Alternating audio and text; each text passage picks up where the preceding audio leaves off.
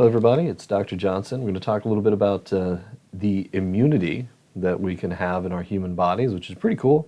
We definitely believe that the power that made the body heals the body. And so we're going to talk a lot about that in this particular workshop, talking about immunity in general, what that is and what that isn't, and help you to think through some things related to the immune system and the human body.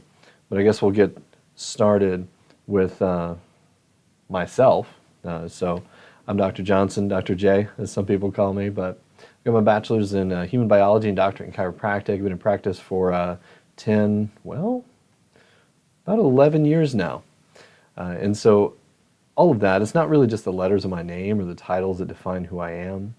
It's the, there are other things that define who we are, other than just the credentials or things like that. I'm a husband, I'm a father, I'm a Christian, and I have a heart to help people with their health. You know, I was adjusting a patient the other day, and she was joking about a particular adjustment being a little bit like a hug. And she asked the question, can you feel problems in people when you just hug them, or when you touch them, can you see things, or when you see people? And I thought about it for a second, and I answered, yeah, and probably more than you'd think. I remember when I was in school, I was immersed in health and biology and chiropractic, and I was kind of in a bubble, and I remember going home to visit my family over a break and went into a store, and it was like my first time I had lifted up my head to look around at the world and people, since I was able to see those kinds of health problems at just a glance. And I began to see the pain on people's faces. I began to see them struggle to move. The various restrictions as they walked, and I could see their hips imbalanced or their head or shoulders tilted. And, I could see the tragedy of their physical issues that start a path of decline in their health, whether they know it or not.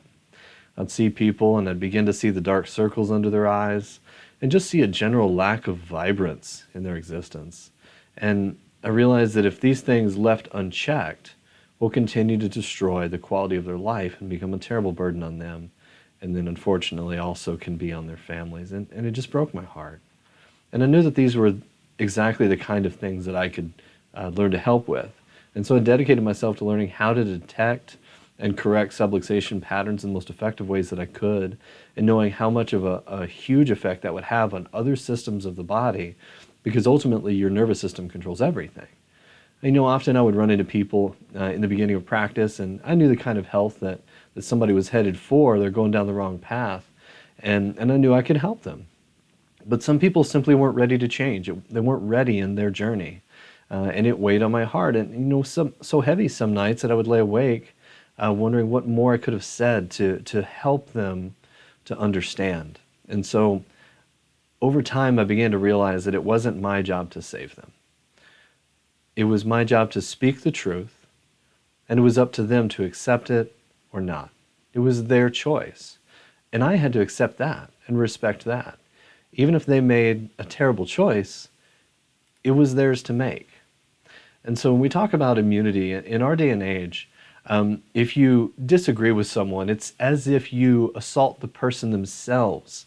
And unfortunately, what's happening is a simple misplaced identity framework, because you are not your opinions. You're more than that. You're not simply your desires. You're independent of those things. You're more important than your opinion on masks or vaccines. You're more valuable than your political beliefs. And so to framework, if I say something that you may have a hard time hearing, please understand that I'm not against you, or I'm not even really against another thing or another person, but I seek to expose you to some information that you may not have seen. And so that you can have more information to come to your own conclusions. Because the reality is, I'm not trying to convince you or anyone of anything, but to show you some things. Maybe to help you see what I see. I want you to think through things and make decisions for your family and what's right in your own conscience. And I believe that in a free nation, we must have the freedom to say no to a medical procedure if we want to.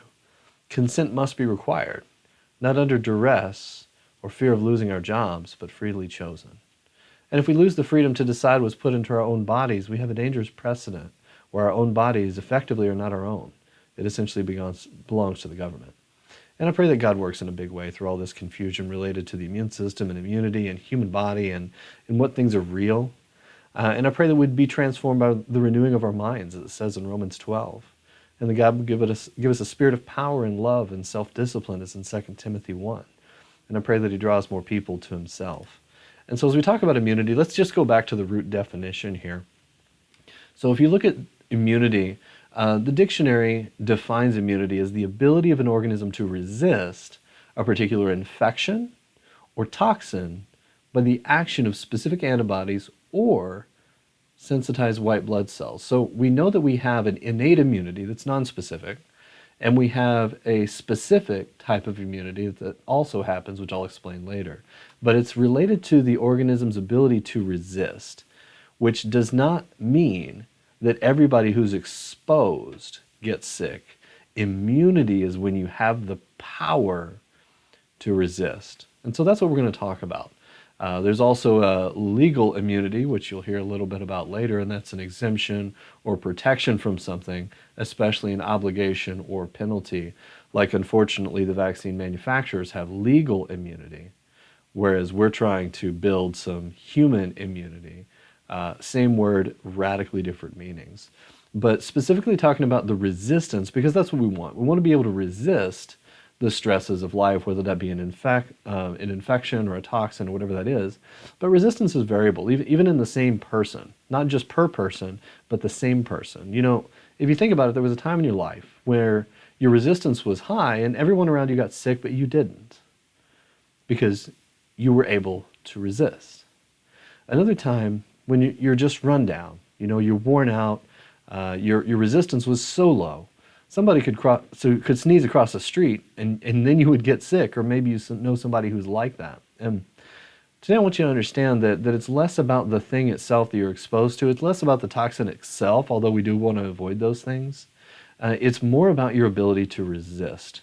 So the power to resist and adapt. So it's the power of your body's ability to function properly. And when the body functions properly, a virus is not scary.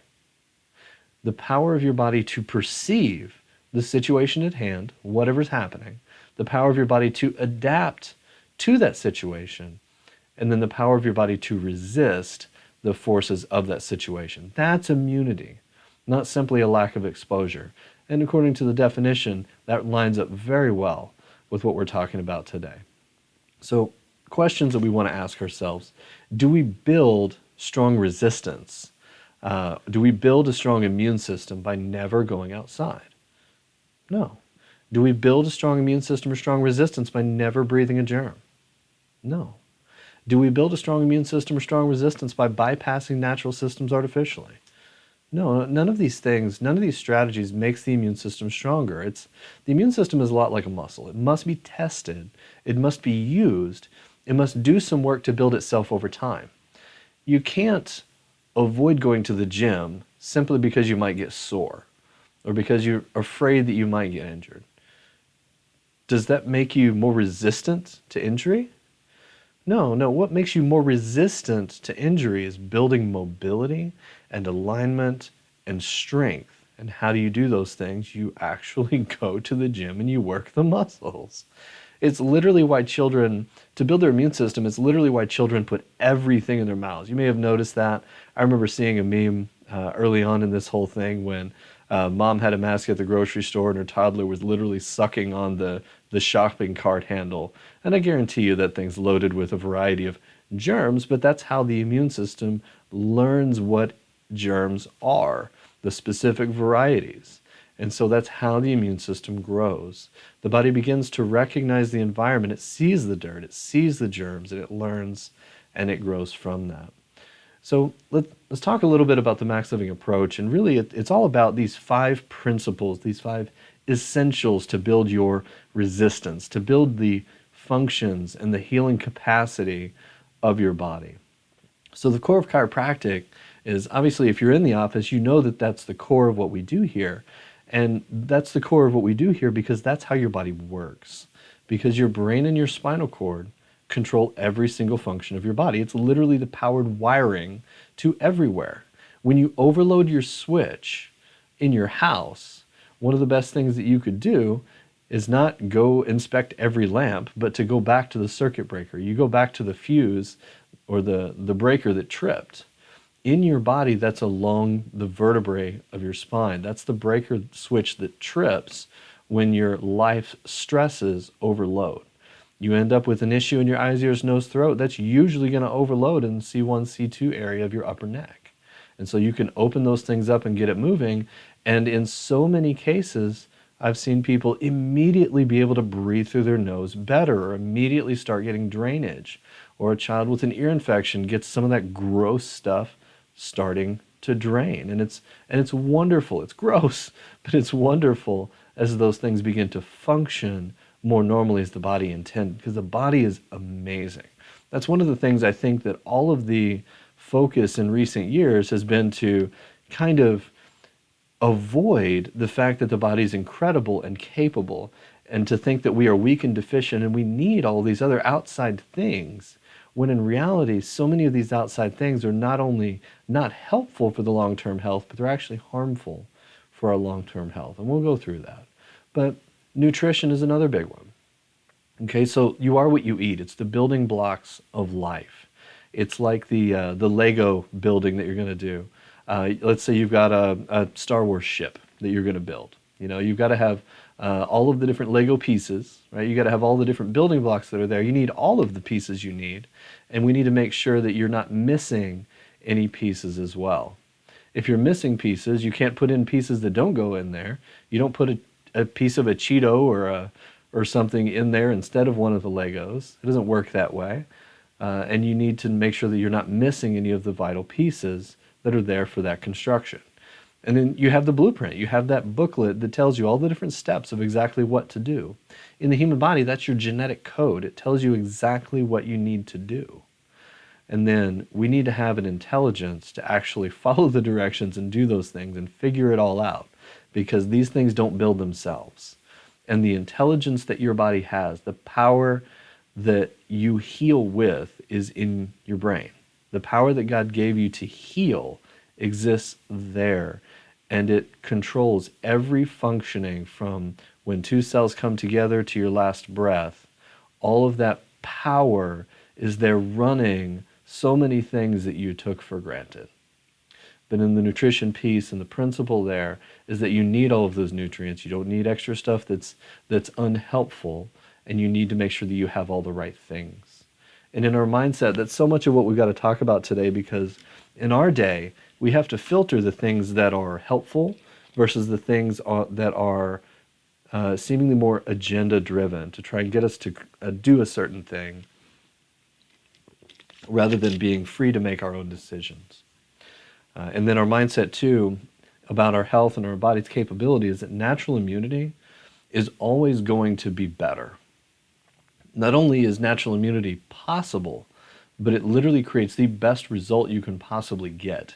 It's awesome, it's long-term, it's very robust, and it outperforms anything that you can do in every single way.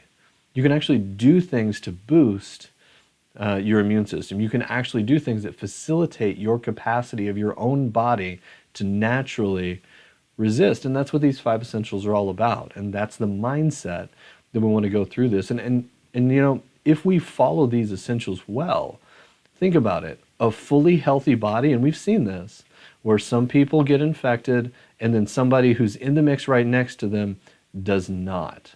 What that means is not that they weren't exposed. It means that their body was functioning better. And if your body is functioning at 100%, if your body is fully functioning and your body's immune system capacity is on full tilt, viruses don't stand a chance. It's not even a question. And so these 5 essentials we go through are key to try and push our systems to function at higher and higher levels so that we can maximize what our body's capable of. Now, I do realize that the capability per individual people is going to vary, and I do realize that there are limitations based on the damage that we've caused in our own lives and lifestyle and things that have happened to us, and I realize that. But the only thing to me that makes sense is to build what we have. It's the only thing that's guaranteed to do us only good. And so the last couple here are the oxygen and exercise, which is getting your body moving, and that is getting oxygen into your system. Oxygen is life. Literally breathing is life. which is why putting a restrictive thing over your face is going to inhibit life if you have that thing on too long. And then it also traps in CO2, that carbon dioxide, which we don't want to rebreathe. And carbon dioxide is fuel for anaerobic bacteria, which are some of the most harmful types of bacteria to grow. So we don't want those things restricted. Simply moving, breathing heavy, breathing unrestricted, breathing fresh air, not indoor stale air, all of these things that we want to do. We can breathe and breathe harder simply by exercising. It's not that difficult, and sweat out some of the toxins. And toxins are the fifth thing. We want to minimize those things because we realize that in a modern world, we have way more modern chemistry that exists than our grandparents or great-grandparents' generations ever would have seen. That a few generations ago, we would not have seen so many of the things that our bodies today and our children's bodies today have to deal with on a chemical level on a regular basis. And so in many ways, it's truly sad, which is why we need to empower ourselves to be able to make as much positive influence as we can. So where are we at? Does all of this stuff make sense? I mean, do the 5 essentials make sense? And yeah, I think it's pretty common sense, actually, that those things are, but do our cultural responses look anything like that? When we're looking at how do we respond to a virus, or how do we respond to things that we need our immune system to be strong for? Well, unfortunately, our society's current policies make the immune system weaker rather than stronger as we seek to avoid all social interaction because of germs, and we restrict our breathing and we input toxins. And think about it. A quarantine is when you separate somebody who's sick, which makes sense. There's even Old Testament protocols there. Long before Pasteur ever came up with his germ theory, there's a legitimacy to having the sick, contagious skin infections to be away from other people. So they sent them outside the city. They didn't lock down the city. They separated those people from the regular society people. Food for thought. But what makes sense about locking down the healthy? What do you call it when you lock down the healthy? I mean, I'll leave that one to you. My thoughts are that sounds more like tyranny than quarantine. But if you look back at history or COVID responses as an example, we have to think something about what we're doing just isn't right. If you live your life in a germ-avoidant bubble, you may be less exposed, but that leads to getting less immune system exercise. And so if you get less immune system exercise, you get weaker over time rather than stronger over time. I think that's one of the unseen issues that all of the government recommendations weaken the global immune response, and that all of the things that actually build the immune system have been sorely absent in any of the recommendations we're hearing. So let's talk about COVID and where we are. Where are we, for example? How dangerous is it? Does everyone who gets it die? Well, no. Does everyone at least go to the hospital? Well, no. Does everyone get sick when they're exposed? Well, no, not everybody even gets sick. And we know that the overall recovery rate is 99.75% overall, and there are some age groups that obviously it's worse for. So is it even dangerous at all with a 99.75% recovery rate overall? Well, that really depends. And it definitely is for some. And that's where I want to be very careful about how I communicate these things, because my heart is to help us to think rationally and to recognize the real dangers for some, and to recognize the real power that we have in our natural health for others. And so as we look at the outcomes with patients in COVID-19 by comorbidity stats here, we know that there are risk factors. The existence of comorbidities increases the probability of dying from this 2.5 times over those who don't have pre-existing conditions. So, which means here, if you look at this, the numbers and the colors are actually much higher than those with underlying conditions. The hospitalizations, the ICU admissions, and deaths are much higher than those with no underlying conditions. It's probably not a big logical shocker there. I mean, honestly, it makes sense. If somebody's already in a weakened state, they're not going to be able to handle something like COVID or the flu or any other infection, or let's say you get a staph infection in the hospital or something like that. Those are going to be issues that this type of person is going to have a hard time dealing with. So the thing here to understand is not that COVID is 100% dangerous for everybody. It's just simply not true. It does mean that viruses are related to the resistance that a person already has. When the resistance is already low, that's the issue, not so much just the germ itself. And so the missing gem in all of this is we know that we can focus on getting healthier. Let's get rid of all the illnesses we can. Let's build our resistance up. And so we can talk about the diabetes, and we can talk about the heart disease, and we can talk about the obesity that are the pre-existing conditions by and large for this situation. So this is an article I ran into the other day, and it's called "The Truth About COVID That Dares Not Speak Its Name." Michael Fomento made the situation painfully clear in an article for the American Conservative, which he writes, last month the CDC reported about 80% of those who are hospitalized or die in the United States because of COVID-19 are overweight or obese. If you want to survive the virus, forget whatever vaccine, good or bad or indifferent, or hydroxychloroquine, ivermectin, whatever, first get fit. When you shed those pounds, and you can often do it in a month, he says, chances are you shed diabetes as well. You fight cancer and every other comorbidity we've been hearing about for what seems like is years. And so this is the big part where we diverge in our focus, because what we need to do is focus on getting the weak and vulnerable healthier. I think that's the missing thing that almost nobody is talking about. Build the strength of the weak, to take care of the weak. And that should be our compassion, is to be able to take care of the weak, encourage the weak, and build the weak. But that's not at all what we're doing. We're isolating everybody else, and we're putting restrictions on everybody else rather than strengthening the weak. And so unfortunately, let's just take a look at another thing. What's most interesting about COVID related to other infections is that age matters directly proportionally, which means that the older you are, the more risk you are, period. The strange thing is that it's not like that with the flu or really about anything else. It's purely age dependent. And I have some suspicions as to why, because the focus is more genetics and inflammation. When you talk about the mRNA vaccine, it's a genetic-based thing to try and help recreate the spike protein so the immune system fights it. But that's a later conversation.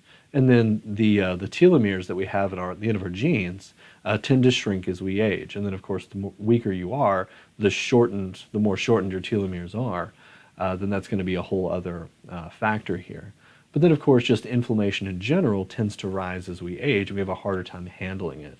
And that's that cytokine storm, which I'll talk about later on. But clearly, it's a disease of the elderly, almost exclusively.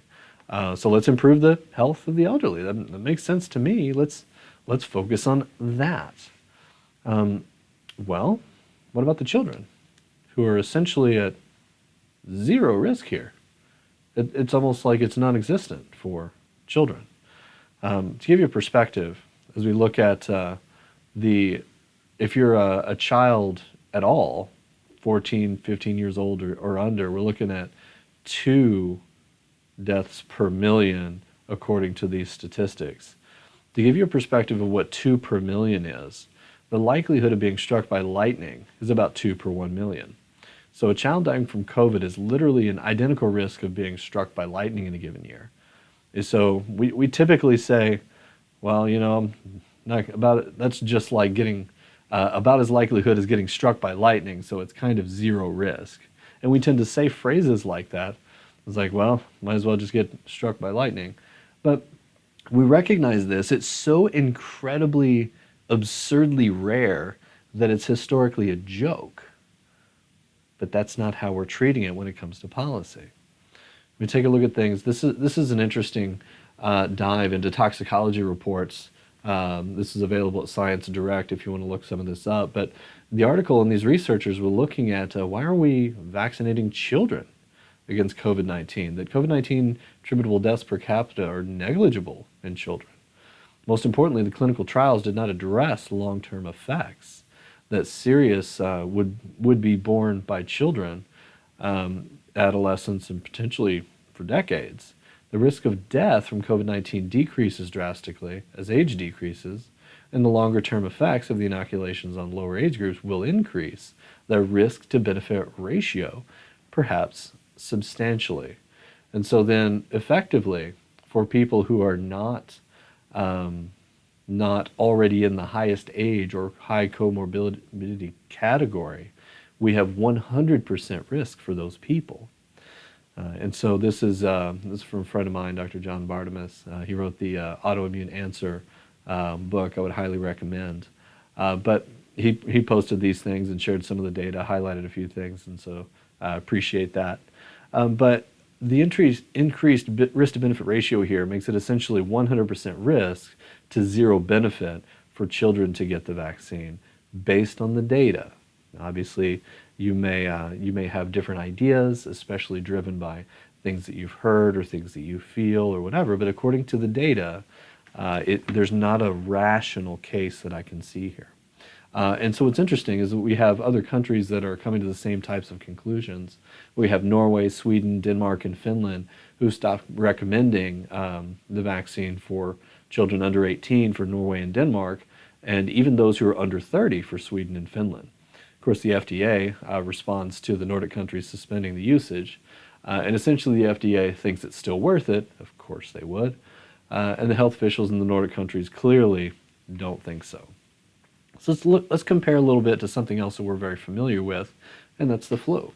We take a look at the flu risk of death, which, when's the last time we were hyper scared of a child dying of the flu? Pretty much never, unless they already have a pre-existing condition. The crazy thing is that for the same age bracket, for 15 years and under, more or less, so basically children, school-age children, they have a literally significantly higher risk of dying from the flu or pneumonia than they ever did from COVID. So if you think about for children, COVID being less dangerous than the common everyday flu, what did we do in schools with the flu? Well, nothing. Did we wear masks? No. Did we try and get everybody vaccinated for the flu? Well, some did, but there are exemptions for that. Depending on the state, you can get religious exemptions or medical exemptions. And we personally did the religious exemptions while our son was in public school. And so with the flu, we kind of didn't do much of anything. People would still often go to school with the flu, literally actively sick and expelling their germs and having symptoms. They'd still go. People would still go to work, spreading their germs everywhere. Did anybody wear a mask? Or outside of direct patient care? No. Did some get a vaccine? Sure. Has the vaccine for the flu that's existed for a long period of time, did that eliminate the flu from existence? Well, no, not even a little bit. We still have a flu every year. So it doesn't, the kinds of things that we're trying to do don't make a lot of sense on a long scale. It reminds me of an Albert Einstein quote. It says that we can't solve the problems of today at the same level of thinking we were at when we created them. So in other words, we can't continue to do the same old things to fix a situation. In other words, a vaccine is not going to eliminate a disease like the flu from existence ever, and it's going to be the same way with COVID. You cannot vaccinate it out of existence, although they're sure as heck going to try, apparently. So the point is, think through some of these things and think through some of the logic and the data and start looking at these things. And the data, I honestly, personally believe that they should have implications for school recommendations. The distancing, the mask, the vaccine policies, etc. That we need to be looking at the data and the informations here. And these things are in hot debate. And the point is, I think that you should have the choice in what you do with your family and your children. And I think that's the thing. I just want to stop and pause here for a second, that I don't want you to just trust me or believe what I'm saying here, but I want you to do your own digging, do your own research, and make your own decisions. I'm not trying to sway you one way or another. I'm trying to give you some information that you may not have already heard. For example, the American Academy of Pediatrics wants all kids masked until vaccinated, which, based on the data, doesn't make a lot of sense. So why would they be recommending these things? Well, one influencer appears to be money, which can move a lot of things for a lot of people. You go to their website and see who their biggest donor is, the American Academy of Pediatrics. Hey, take a look at that. It's Pfizer. one of the vaccine manufacturers. So I think that's going to heavily influence some things in policy, and I think it would be naive to think that it won't. So hospitals are filling up. Can we encourage people to eat healthier foods and start exercising yet? Best we can do is free donuts after your booster. Like, have you seen all of these insane kinds of things that were, you can get free donuts, you can get free McDonald's, you can get all this stuff, or prizes, or go gambling. It's like anything you can possibly do that's an unhealthy, addictive thing in your entire life, that's what they're giving you when you get the vaccine. It makes no logical sense. If they want society to be healthy, they wouldn't do any of those things as an incentive. It's mind numbing to think that these are the kinds of things they're doing. Like, don't do any sort of healthier foods, don't do any exercising, don't subsidize gyms, get donuts.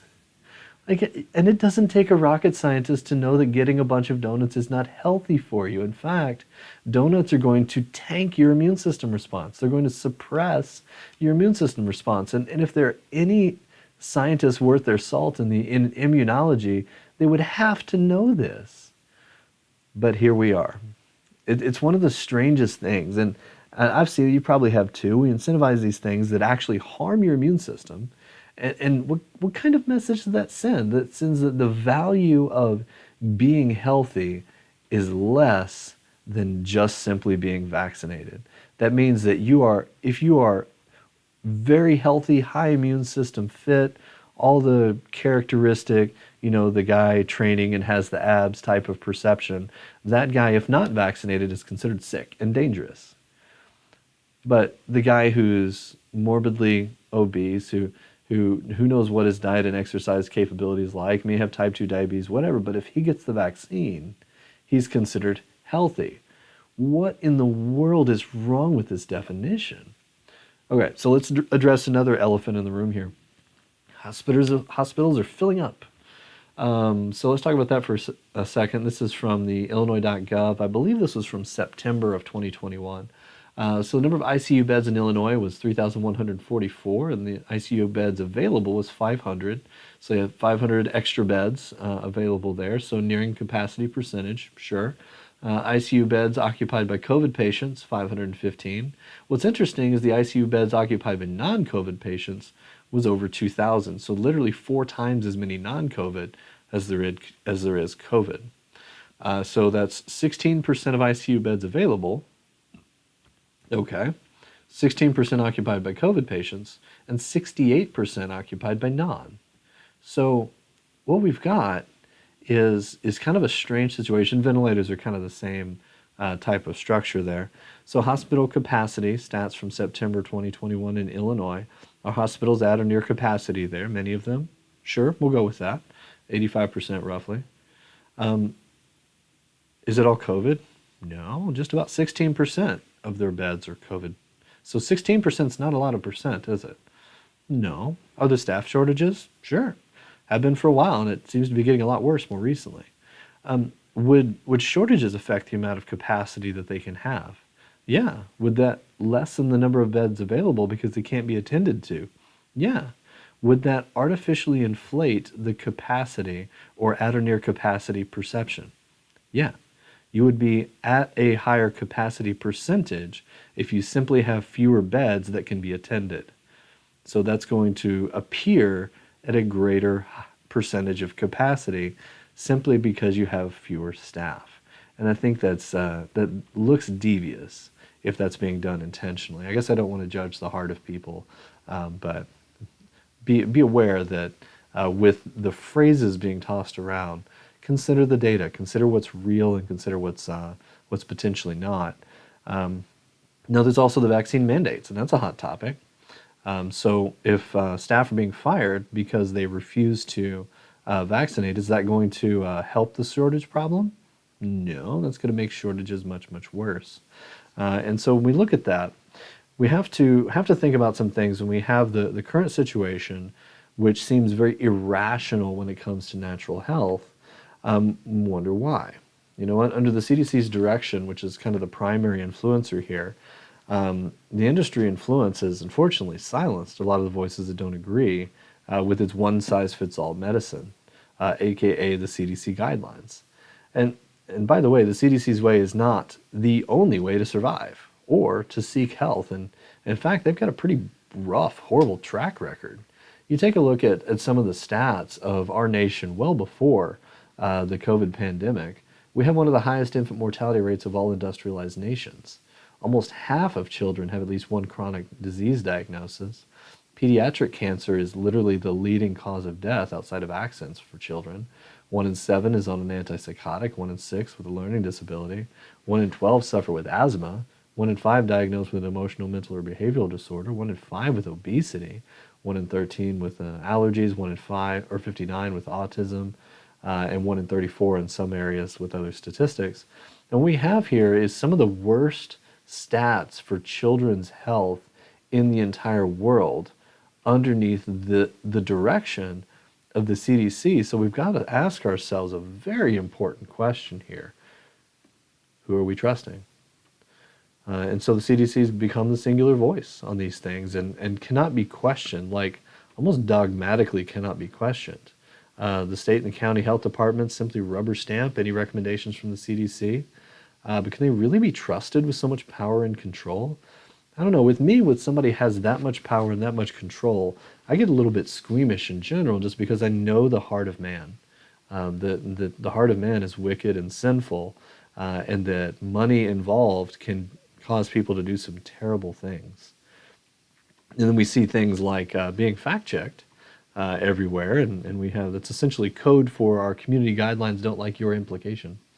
It's not actually independently fact-checked, which I'll talk about in a minute. You have approved facts, and anything that goes against the approved messages gets flagged or removed altogether. And if you've been on social media for a while, you've seen these things, and you've seen some strange things that get censored. Some things are obvious why they would want that to be censored because it doesn't fit their view of their worldview, essentially. But what's strange is, when we start looking at these things, believe it or not, it's okay to have a perception where you believe that COVID is real. You know what? That's okay. It's quite real. I'm not going to say it's not real. That'd be silly. I think that everybody has a right to wear a mask or not, or get the shot or not. But that's their decision. To wear a medical device or inject a medical substance, it seems to be human rights in my eyes. And I'm also certain that COVID is being used for political purposes and public control. There's me right in the middle of all three of these things, believe it or not. It's okay to be all those things. And then we have the public perception from, yes, this guy. You all know this guy. I never really heard of him before last year, but now he's apparently the voice of everything that we should do. And if you've been watching this at any length, I cannot count the number of times he has changed his mind on several recommendations. So many times he's flip-flop back and forth on so many of these issues, and yet we're told to blindly trust the science. It just doesn't make a whole lot of sense. So anyways, this is something I saw recently. This is Fauci said, it's too soon to tell if we can get together for Christmas or not. Is it really that bad? Well, let's take a look at what we have access to as far as the truth of the matter. And so the truth is, if you did not know, being censored in a lot of ways. The truth of natural health, by the way, has been censored for a long time. It's just a lot more aggressively censored in recent history. Suppose we go to our trusted library, Google. Google decided back in late summer of 2019 that it would convert its library into a collection of its favorite books instead of a collection of all the books. And so they decided to change their algorithms only to show you what they wanted you to see based on who was paying them the most in the industry, which means that the things that that don't reflect well for the industry profits are less likely to be found at all. In fact, there are some old health articles that I've searched for and had to dig and dig and dig and dig to find because I know they exist. And some of them have been literally removed from Google because they had natural health good resources on them, which is baffling to me if you actually have a good intention for the health of people. So it causes me to question those things. But when we take a look at these things, we look at some controversial things like GMOs, for example. What we found out when we start digging into some of the censorship is that autosuggestion is not what you think it is. If you take a look at the first several things here that it auto-suggests, we got GMOs are good. GMOs are good for you. GMOs are created by. GMOs are good for the government. GMOs are beneficial. Okay, well, what we find is if you would think based off this popular search, these are the things that are being searched the most often, but not so much. It's like they're trying to attempt to sway your opinions in this of what other people are searching. Let's go to the November 4th example here that's highlighted. The GMOs are good. There are 38 people searched for that one. GMOs are bad, 88. And then get this, the GMOs are good for the environment? Nobody. Bueller, not anywhere. But it's one of the top suggestions. It's like, that makes no sense to me. Nobody's searching for it, but yet it's there? Something's a little fishy. Okay, let's talk about vaccines. Okay, so vaccines are another very hot topic because there's a lot of strange things that can happen in that conversation of what is or isn't considered legitimate research, depending on who you talk to. But vaccines cause adults, aka children would not survive to being an adult without them, which is honestly, just take a moment and realize how silly that is. The type of recommendations for vaccines that children have today are astronomically higher than we had as children. Think about that. You as an adult had far less vaccines than your children did if they have a full profile. And yet, if you are an adult and you have children, then you became an adult from being a child. Does that mean that the vaccines caused you to become an adult? It's just silly to me. Well, what about all of human history before vaccines existed? Were there adults that happened?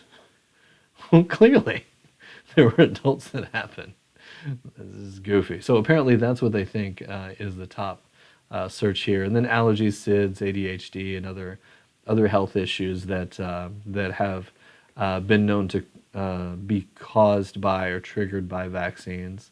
And so just FYI, SIDS, ADHD, seizures, and things like that have been caused by vaccines in some cases.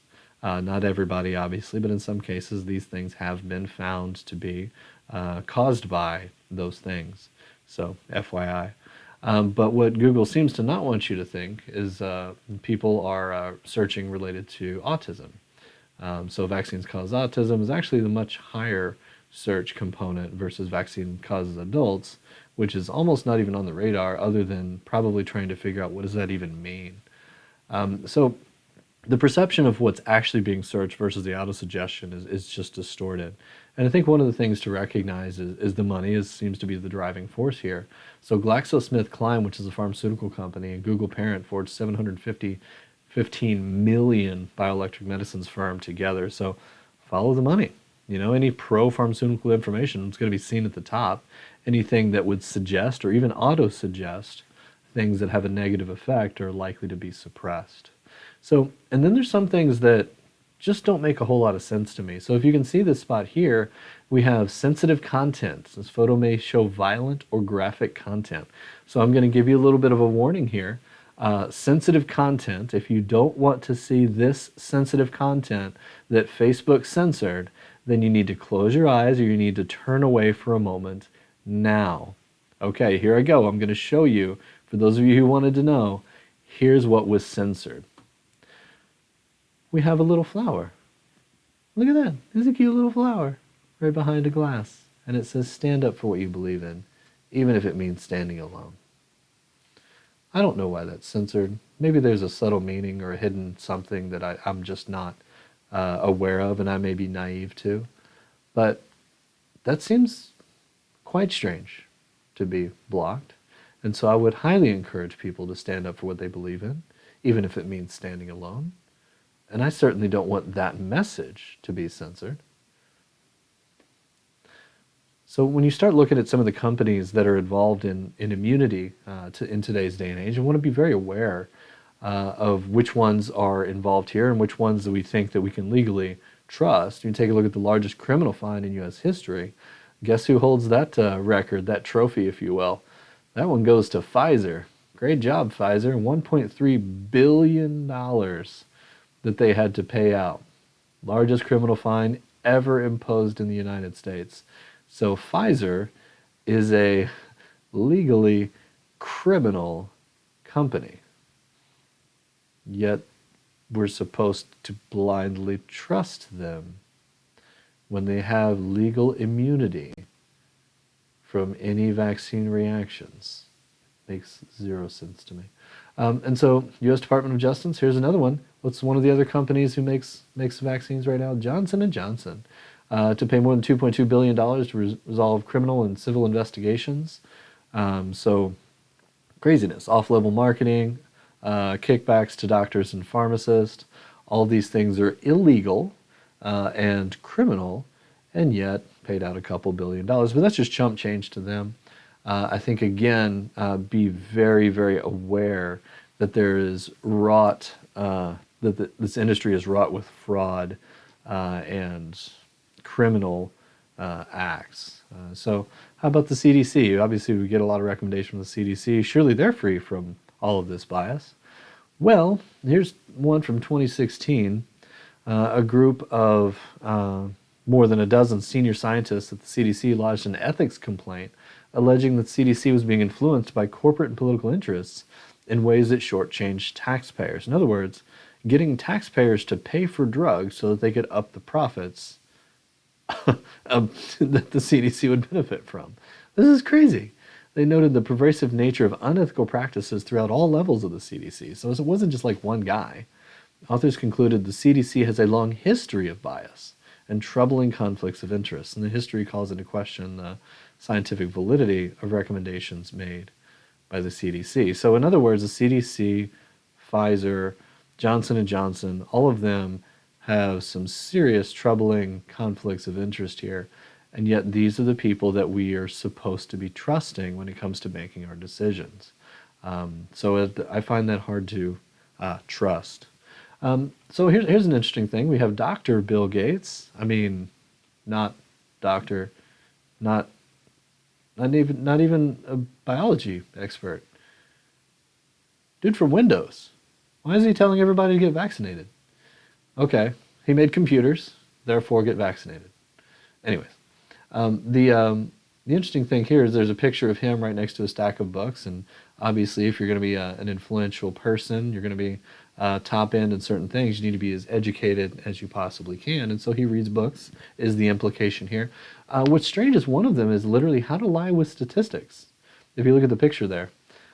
So speaking of lying with statistics, we can go take a look at what happened with the flu in 2020. Let's check this out. Flu cases, 2012, we had 34 million, all the way down, 30, 40, 45 million in 17. Lots of cases. 2020. What happened to all the flu? So the cases were radically lower in last year as compared to previous years. So did we just cure the flu?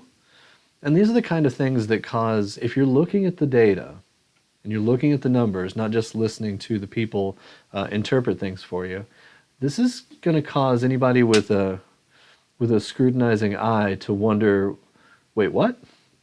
Well, let's analyze the facts here, and sometimes we'll put facts in quotation marks. And then what we have is so many other people who, if you begin to question things, are throwing stones. You know, that like you're a terrible person, name calling type of things. But what happens when you start to see things that look kind of fishy? You start to question. You get called a terrible person because you look at something and think that you're not being told the whole story. And well, what about the FDA? We can trust them at least, right? Related to medications and vaccines and things, we can at least trust them, right? Well, think about it this way. Truth does not mind being questioned. A lie does not like being challenged. So we see more and more censorship, and I'll get into the FDA here in a minute, but we see lots of things with partly false information, which means which part of it's false? Is some of it true, some of it not? And then we have things that are just simply false information that get flagged. And so I've personally seen several things that I know to be pretty true marked as false. I mean, like basic health related stuff, not like controversial things being labeled that way. So, who is doing the fact checking here? Well, let's take a look at this one. This is factcheck.org. It's funded in part by Robert Wood Johnson Foundation, which holds nearly $2 billion in Johnson & Johnson stock. Wait, same Johnson & Johnson that made the vaccine? Yep, same one. So the fact checkers are directly financially tied to one of the things being fact checked. Interesting. What about the bottom here? Factcheck.org's independent stating they're funded by an organization that holds nearly $2 billion in stock, maker of the injection.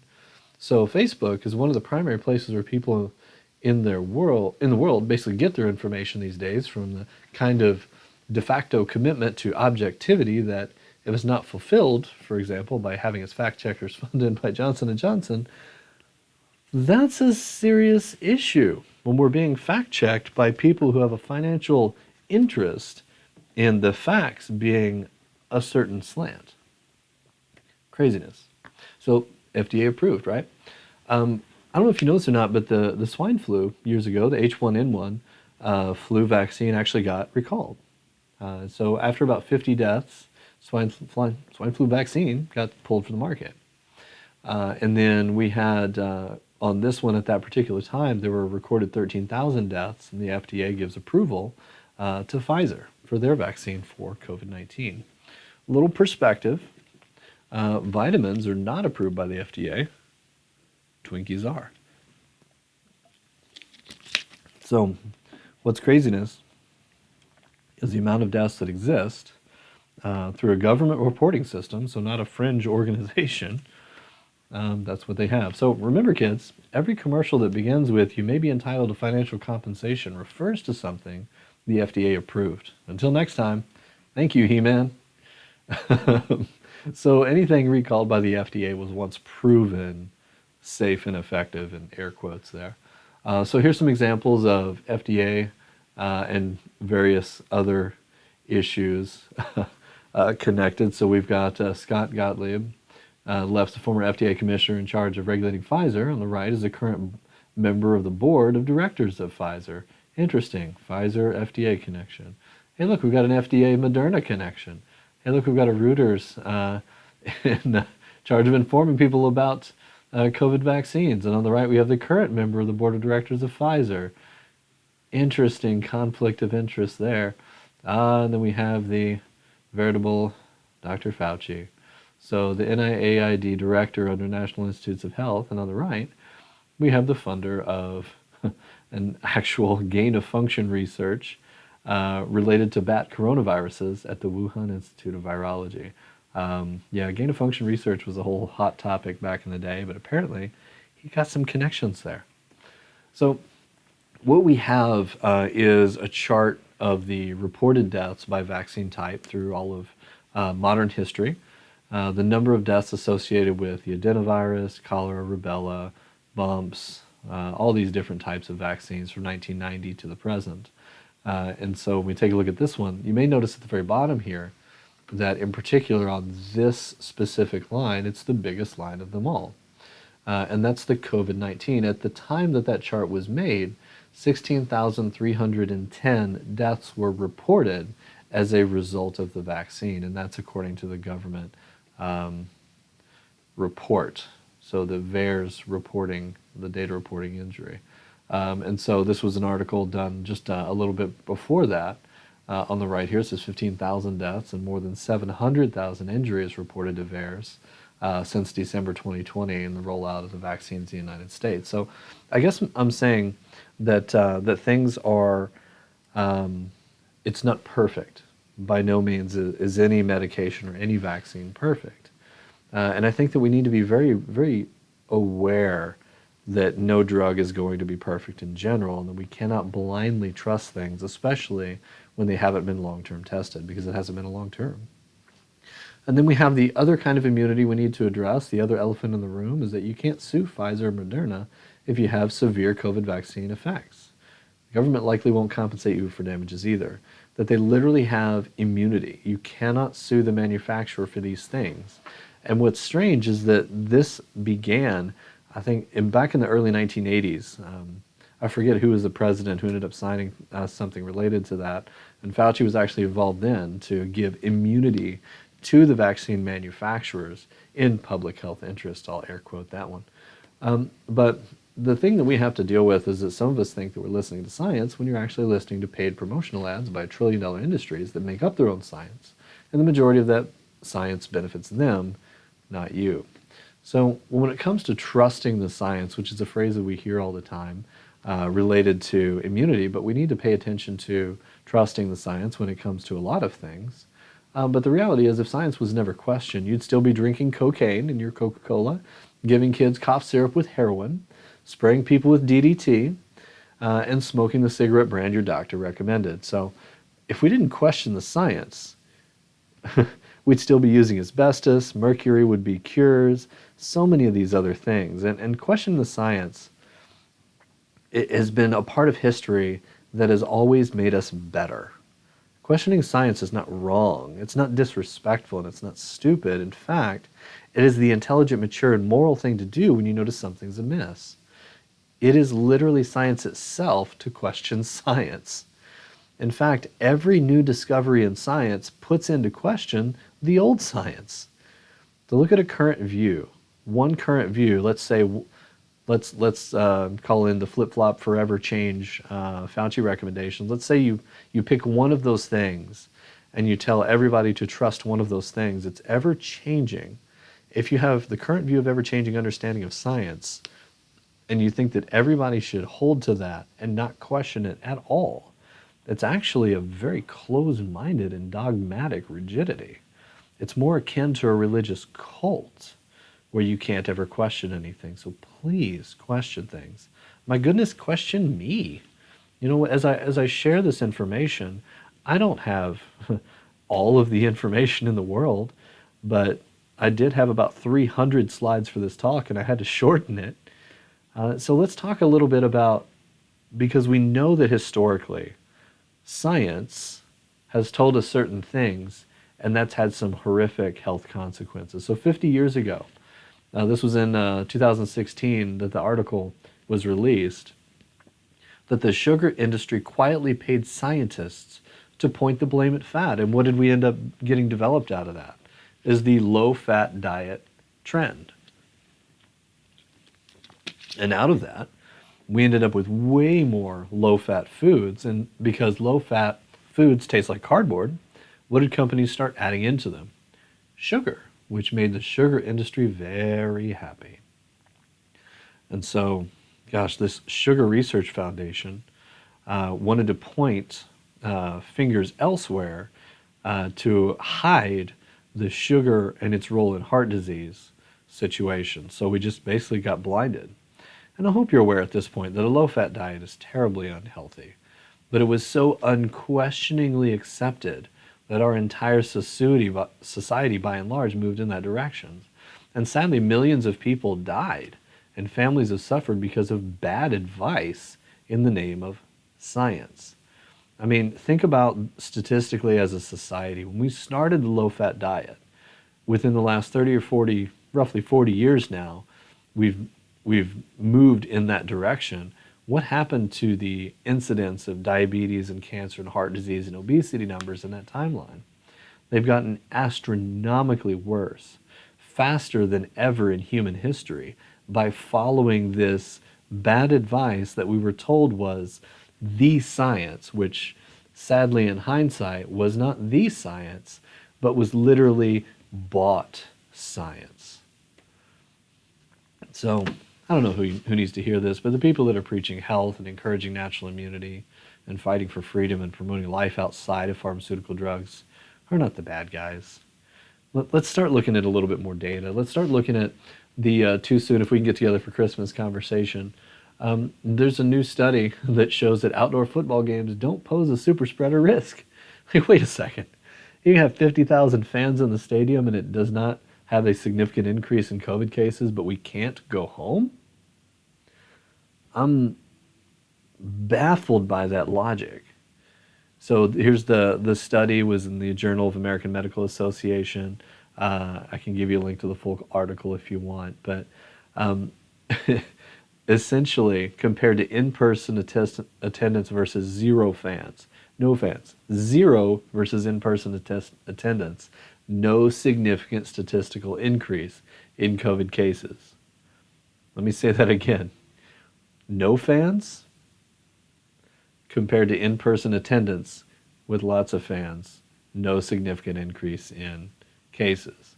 So we have this data that we can listen to, and we have this figurehead telling us something contradictory to it. And so when we take a look at these numbers, it doesn't make any difference whether fans are there or not. It apparently doesn't make much difference if you're around some people or not. The biggest thing when it comes to a spread of viruses is, are you symptomatic or not? That's a different conversation. Here's another interesting thing. In a press conference, WHO leaders say that COVID-19 won't be eradicated despite mass vaccination and booster campaigns.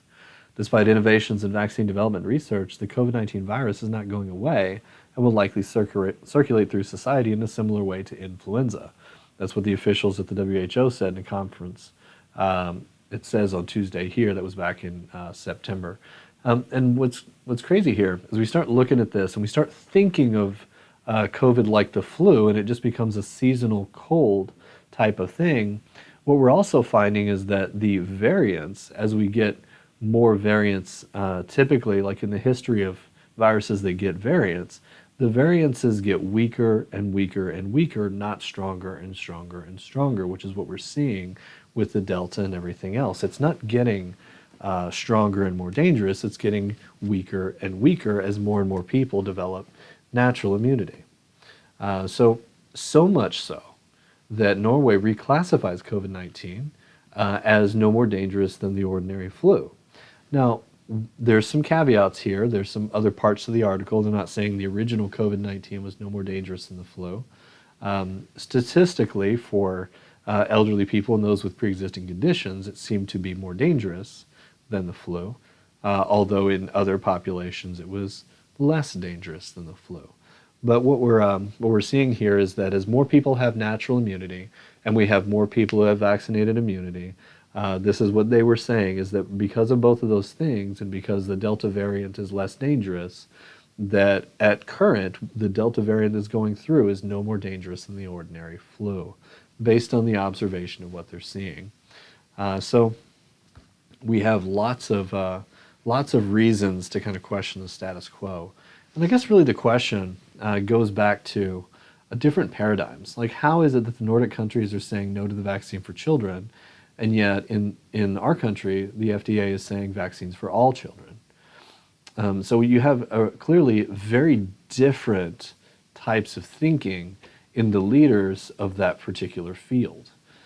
So is it that that the scientists have a completely different heart or compassion for people? That some scientists are just evil because they want everybody to get infected? I don't think that's the case.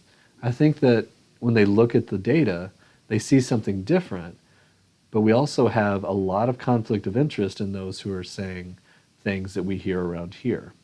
So I think the point here is that you have a choice when it comes to which paradigm that you operate with your family. When you have a germ or a situation, you have a virus, you have a cold, what do you do in your family with that? Okay, and it comes back to some ideas, one of which is the germ theory of disease, and that was basically that these unseen microorganisms which invade a host are the cause of most diseases. So Louis Pasteur, which you may have heard of, developed this theory and states that a specific germ causes a specific disease, which is currently the most accepted viewpoint. However, the germ theory definitely has flaws. In fact, exposure to germs doesn't automatically result in sickness, and ultimately whether or not somebody gets sick depends on the strength of the host. And we know that because you can have the flu and everybody in your house or let's say everybody in the house gets the flu and maybe one person doesn't. It's not the germ, it's the host. So the germ theory is it's right, kinda. It's not perfect. It completely ignores the other side of the coin. As B.J. Palmer said, if the germ theory of disease were correct, there'd be no one living to believe it, because disease is spread. And if it was just the disease, nobody could resist it. So what we have is a very different theory, and this one's called the terrain theory. So Pasteur's rival, Antoine Béchamp, had a compelling theory called terrain theory. And he basically believed that a sick body would attract germs, and germs are always present in our environment, but a healthy body can fight harmful invaders. So based on Béchamp's perspective, your risk of getting sick depends on how much of the virus you're exposed to, how strong the virus impacts your immune system, and the overall strength of your immune system. So the strength of the immune system is completely ignored in modern day conversations. They ignore that part completely, although the strength of your immune system in just basic common sense and logic matters. To me, this seems to be the most plausible explanation based on what we observe in reality in regards to our immune system. Not everybody who's exposed gets infected. Not everybody who's exposed to allergens has bad allergies. Not everybody who even has a specific gene gets the cancer. There are other reasons, and we can get into that, but the terrain theory has to do with the host and the terrain or the environment that draws in and gives credence to the infection, gives it a space to be. So, for example, you've got a sick fish in a dirty fish bowl. You could just simply change the environment, get that fish into a better environment. You could clean out the terrain, if you will, to have a better terrain and environment for the fish to live in. Or you could just, medicate the fish and leave the environment the same. Very different philosophies. One is the germ theory and modern medical thinking, where you medicate the fish without changing the environment, or you change the environment, which is more natural health thinking. Very, very different things. So think of it like this. You can see this rat on the screen. Let's say a city was having a big problem with rats, and they found that their particular rat problem was centered around all the dirty trash cans in the city. They hadn't been emptied for months, so the city hired all the brightest minds in what they called varmint control to solve their problem. After extensive training and observation, the consultants concluded three things. The city does indeed have a varmint problem. The city needed the latest, most researched rat poison to kill the rats. Since the rats were located next to dirty trash cans, the rats were causing the accumulation of garbage. And the city agreed and decided to initiate a strategic plan to place the rat poison next to all the dirty trash cans in an effort to solve their problem. So they concluded that if all the rats were killed, then the dirty trash cans would become cleaner. They also spent millions of dollars on an anti-rat awareness campaign to educate the public that rats were, in fact, ruining their city. And the city quickly initiated their plan and placed the poison all across the dirty trash cans in the city, and soon the rats began to disappear, and everyone was ecstatic. The problem was solved. Until about a month later, the rats again began to appear next to the dirty garbage cans, and the city hired the City for Varmint, or the Center for Varmint Control, the CVC, as their own experts were at a loss. And the CVC concluded that they need stronger rat poison. They need to apply the rat poison every month, indefinitely. Booster rat poisons. They also created an official anti-rat awareness campaign that would run every year in order for people to understand why rat poison would be placed next to every dirty trash can around the city. And the city was overjoyed. Finally, a comprehensive solution from the experts. They initiated their plan, and once again, the rats disappeared. A few months later, more rats began to disappear, but this time, the poison didn't work. The rats had become resistant to it. It actually only made them stronger. Around this time, a man who had been observing the problem visited City Hall to speak to the mayor. What if you instead just started cleaning out the trash cans every week? After all, rats can only live when the environment is perfect for them to survive. Outraged at such a simple solution, the mayor scoffed. And what advanced degrees do you have in rat control? Show me your certifications from the CVC. I have none, replied the man, but what I do offer is common sense. And sadly, the mayor dismissed the man's solution, and the city was overrun with rats. The moral of the story? A bacteria, a virus, or even cancer can only thrive when your body's environment is ripe for it. Sick, diseased, or toxic body tissue. Antibiotics, chemotherapy, various drugs may kill the infection, may improve your numbers, but if you never address the cause, it will come back and create other problems down the road. You cannot medicate yourself into health and then expect to not have resistance. That it's the environment that we have that changes the story. So another analogy, we take a look at it, as it comes down to the environment. You've got the completely different environment of the green grass field. You can kind of picture the perfect happy bunny flowing along. There's a fox running by, there's butterflies, and maybe a grasshopper, and all of these different things that are living in harmony together. And then you take a look at the other picture, and we've got some nastiness, we've got some trash, we've got some birds that are looking to just eat any of the dead stuff that exists. So we've got all of that. If you see how the green pasture, everything is doing exactly what it's supposed to do. Vibrant, strong, thriving, healthy. It doesn't attract rats, rodents, maggots, or flies, or buzzards. And you see how the garbage dump is filled with trash and attracts all kinds of pests? Pests thrive on garbage, but the ground is sick. You can go in and shoot the buzzards and poison the rodents and the maggots and swat the flies, but they will always return because you didn't take care of the source of the issue, the trash. Until you go in and remove the trash, life will never thrive. Your body's the same. If you don't clean up the trash, disease and sickness will be there and more disease will disappear. In fact, if the rodents, flies, and maggots go to the green pasture just across the street, they will soon find out that there is nothing for them to live on. And they will return to the garbage dump. If you clean up the garbage and trash, you can plant a thriving green pasture free of disease and sickness. So man, let's change the environment. So George Carlin said something interesting, which I think is funny because he's not a scientist, he's a comedian. But he had some interesting observations of life. He's like, besides, what do you think you have an immune system for? It's for killing germs. But it needs practice. It needs germs to practice on. So if you kill all the germs around you and you live a completely sterile life, then when germs do come along, you're not going to be prepared. So personally, I never take any special precautions against germs. I don't shy away from people who sneeze and cough. I don't wipe off the telephone. I don't cover the toilet seat. If I drop food on the floor, I pick it up and I eat it. So a very different perspective. But if you go and watch the clip, heads up, there's lots of coarse language. So parental warning on that one. Like with most things with George Carlin, I'm sure. Other than the voice of Thomas the Tank Engine, which I thought was hilarious. The fact that that was the same dude. Anyways, but what he's talking about there, and what he talks about throughout the comedy skit, is he never gets sick, and part of that is because of the immune system that he's built, and because of the strategies that he's done, and so he makes a solid point, and there's a lot of research that actually would suggest that his way of thinking is the most effective long term.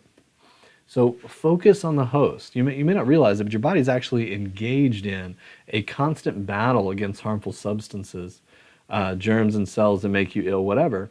That this is a normal everyday thing, that you have virus and bacteria all over you and in you normally. And the immune system has the role of keeping the right things in check, keeping this system of checks and balances in, well, balance. To fight those harmful substances, a literal war zone if they're not in balance, and to get after it. The immune system consists of several specialized defense cells, proteins, entire organs and organ systems designed to keep you alive.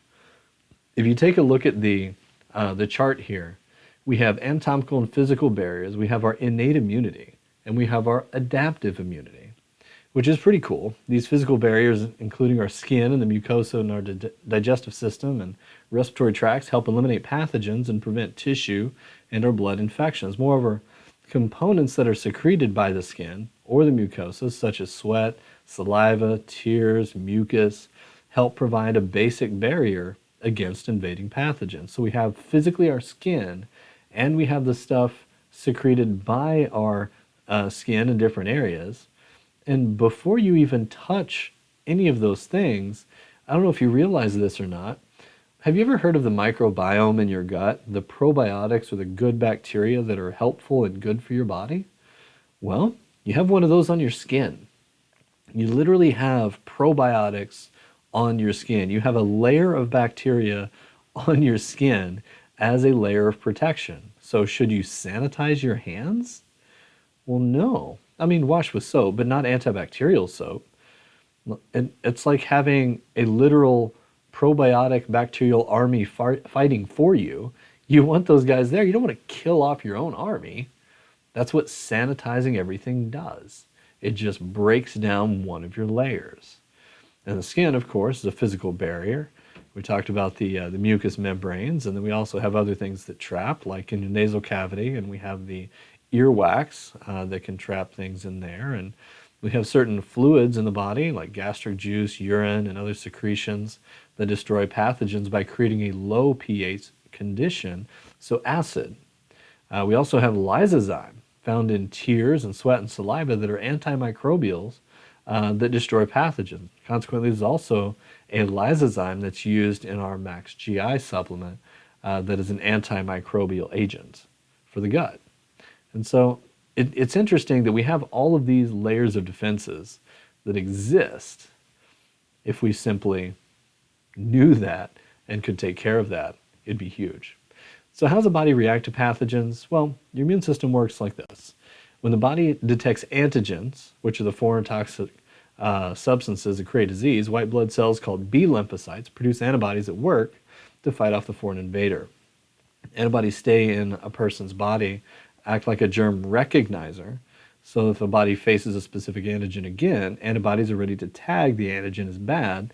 T cells then come in and attack the bad antibodies. Also can neutralize toxins so they do not harm your body.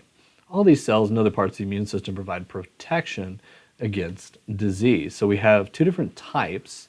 We have our innate immune system, which has our physical barrier and our internal defenses and inflammatory responses, and our non-specific innate response. So, for example, we have this thing called phagocytosis, where a cell completely encapsulates the microbes, surrounds them like a little blob, and eats them up, and then digests them from the inside out, which is crazy.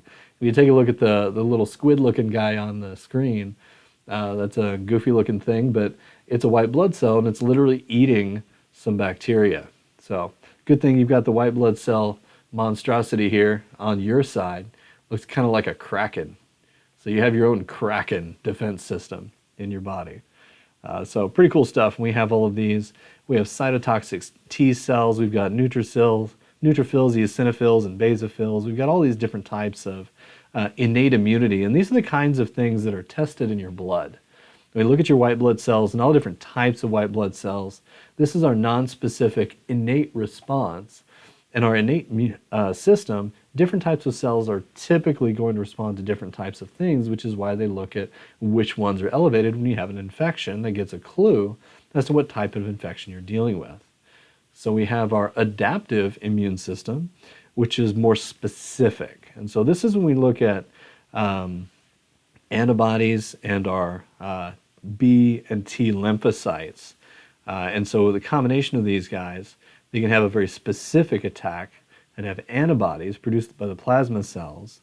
And so we have all of these situations. We have the activated T cells secrete cytokines that further trigger the production, the maturation of T cells. And so we have this cytotoxic killer T cells destroying pathogenic infection. We have a ton of this other stuff that happens for us. So we've got our macrophages, dendritic cells, we've got all these different types of things. Natural killer cells, which I think is pretty cool that we have a cell called a natural killer cell that's on our team. I think the thing to understand here is the innate immunity and the adaptive immunity are very much like two branches of your own body's military. You know, you've got your your innate immunity, which has these natural killer cells and mast cells and basophils and eosinophils and neutrophils. We got our natural killer and T cells. We got our macrophages against. We got B cells. We got these different antibodies, and we have our T cells. And we've got even different types of T cells. The other branches, we've got our CD4 and CD8 T cells. And these are the kinds of things that you can look at in blood work to see if these types of cells are being improved. For example, I've seen blood work where white blood cells literally increase slightly within the normal ranges within 30 minutes of getting a chiropractic adjustment, where the white blood cells went up to, I believe, like 10.5, right, just on the upper side of the functional ranges, just after getting adjusted. That literally means that your immune system is boosted when you come in and get an adjustment. And most of you know that, but I think it's another encouraging thing to begin to see. And then we look at some of the specific antibodies versus the innate immunity. I want you to realize when we look at artificial immunity in particular, that artificial immunity is only interested in antibodies. It's a very small piece to the entire system. Recognize when you bypass all the natural stuff and you only do antibodies, you're looking at one tiny little piece. But one of the cool things you have is the natural immunity has all of this architecture to protect all of these walls and layers of defense, all of these different things that protect on the mucus and our tears that are antimicrobial and all this stuff before they can ever get in. We have these layers of troops on the outside in our probiotic bacteria before anything even gets into our body. And then when it gets into our body, then we've got all these guys on the screen that just get to work and take action. So your immune system, be like, we will adapt. Resistance is futile. Like the Borg, always adapting. Little Star Trek joke for those of you. The body is incredible and will adapt. So for example, I was going through an orientation in chiropractic school, and they were talking about how sensitive your hands will get. And as you do training, you'll be able to start having greater sensitivity in your fingers, so much so that you'll be able to feel a hair through over 100 pages in a phone book. So to be able to find a hair under 100 pages of phone book, to see where it's at, and to be able to delineate where the different edges of it are. And my first thought was, yeah, right. Like, that's craziness. But, well, they're absolutely right. The sensitivity developed in the fingers through years of training has been an incredible help in finding a variety of issues for people, and finding it very quickly since I've gotten pretty good at it. So let's talk for a few minutes on this whole idea of natural immunity versus the idea of artificial immunity. Artificial focuses on antibodies only, which is a limiting factor, instead of the complete innate immune response in addition, and it bypasses all of the natural barriers like bacteria on our skin, mucous membranes, all of that. Plus, none of the process of artificial immunity actually makes the host environment healthier. So you can create an antibody, but that doesn't do anything to increase all of the markers of health that matter. When it comes to the 5 essentials, your immune capacity, all of these other things, your ability to oxygenate your body, all of that stuff, the strength of your white blood cells to mount, the healthiness of your immune system, the balance of your blood sugar, your vitamin D levels, all of this stuff, not a one of those things is made better by artificial immunity trigger via, for example, a vaccine. So the thing to understand is that vaccine hesitancy can actually be a very reasonable thing. It's not just crazy people. So I'll just walk you through that. What we have is a situation where in our society, for the first time ever, a medicine's effectiveness is being blamed on those who have not taken it. Wait, what? So the protected need to be protected from the unprotected by forcing the unprotected to use the protection that didn't protect the protected. What?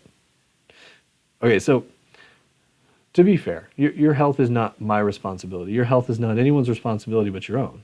Take responsibility for your own health and make the choice that you feel is best and respect the choices of others. They just might have good reasons.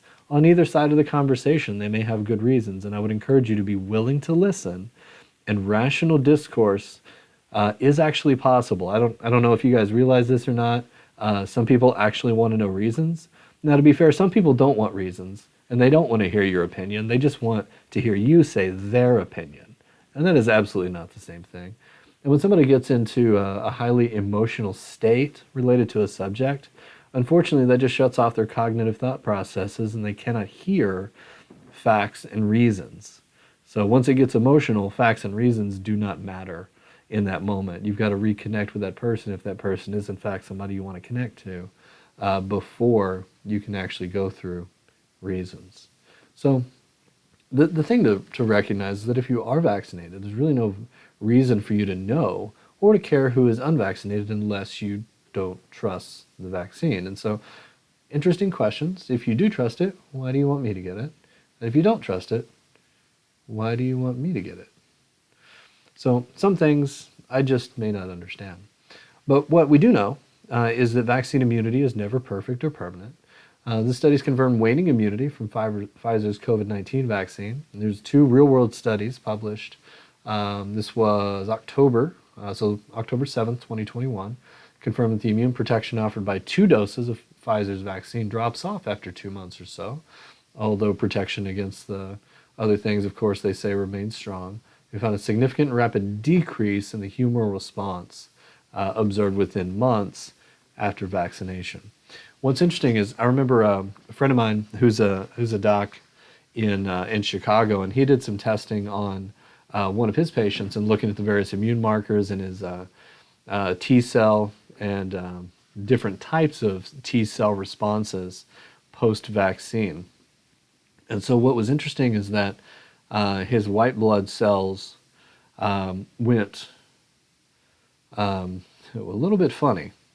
So on his second dose, his white blood cells went up, but his T cell count went significantly down, which makes a lot of sense to me why we're having a lot of these breakthrough infections post-vaccination. So what happens is that the immune system, unfortunately, doesn't get stronger because of the vaccine. It actually gets weaker in some ways, and then the antibody response itself wanes after a couple of months. We've got to recognize that that artificial immunity is not perfect.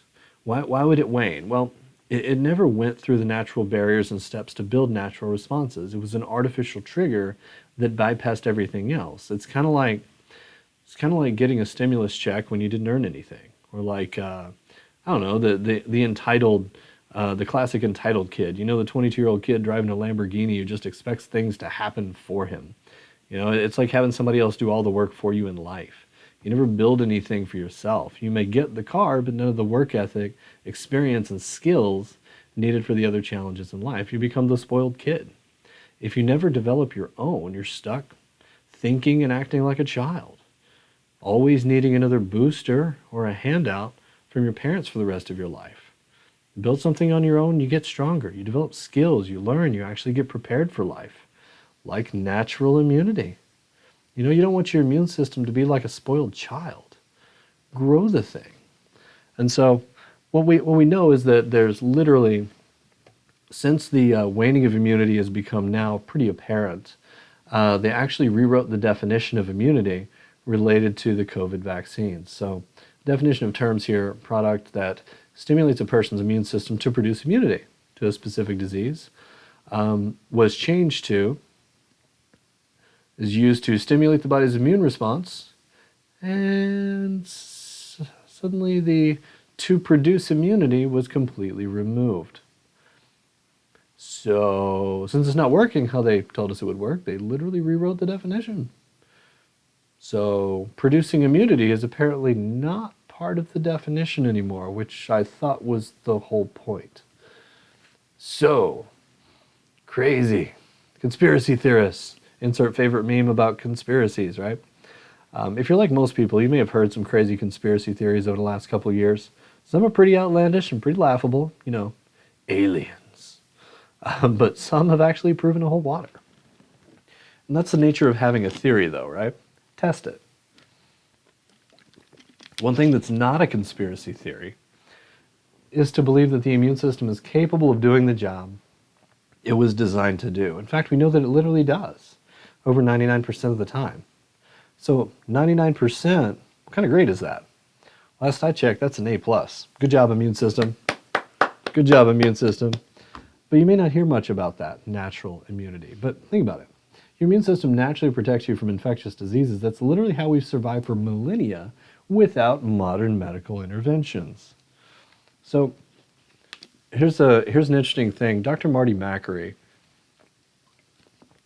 is a professor at Johns Hopkins School of Medicine, editor-in-chief of MedPage Today, and he was talking about natural immunity and mandates, and he said, man, it's just completely backwards what we're doing here. He says that this is a failure of government. The approach to immunity is backwards. He said the data on natural immunity is now overwhelming. It turns out the hypothesis that our public health leaders had that vaccinated immunity is better and stronger was just wrong. They got it backwards. And now they've got data from Israel showing that natural immunity is 27 times more effective than vaccinated immunity, and that supports 15 other studies. And this is why he suggests that vaccines should not be required for all Americans. So one of the things to think about is we have limitations of the current paradigm. We have the coronavirus here, and you can see the yellow circle there. We've got the spike protein.